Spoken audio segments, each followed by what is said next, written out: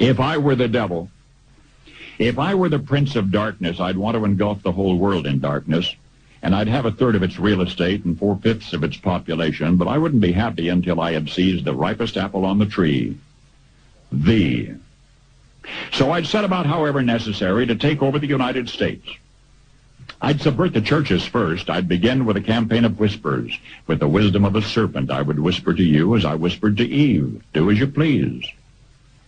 To the young, I would whisper that the Bible is a myth. I would convince them that man created God instead of the other way around. I would confide that what's bad is good and what's good is square. And the old I would teach to pray after me, Our Father, which art in Washington.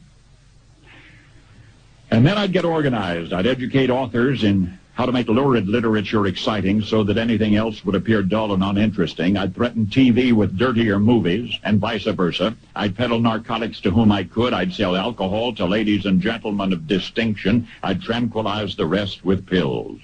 If I were the devil, I'd soon have families at war with themselves, churches at war with themselves, and nations at war with themselves, until each in its turn was consumed.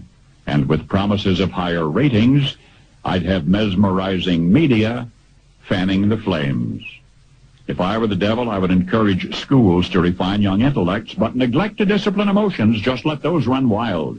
Until before you knew it, you'd have to have drug-sniffing dogs and metal detectors at every schoolhouse door. Within a decade, I'd have prisons overflowing. I'd have judges promoting pornography. Soon I could evict God from the courthouse, then from the schoolhouse, and then from the houses of Congress. And in his own churches, I would substitute psychology for religion and deify science. I would lure priests and pastors into misusing boys and girls and church money. If I were the devil, I'd make the symbol of Easter an egg and the symbol of Christmas a bottle. If I were the devil, I'd take from those who have and give to those who wanted until I had killed the incentive of the ambitious. And what'll you bet? I couldn't get whole states to promote gambling as the way to get rich. I would caution against extremes in hard work, in patriotism, in moral conduct.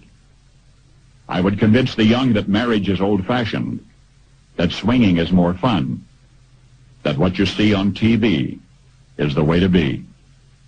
And thus I could undress you in public, and I could lure you into bed with diseases for which there is no cure. In other words, if I were the devil, I'd just keep right on doing what he's doing.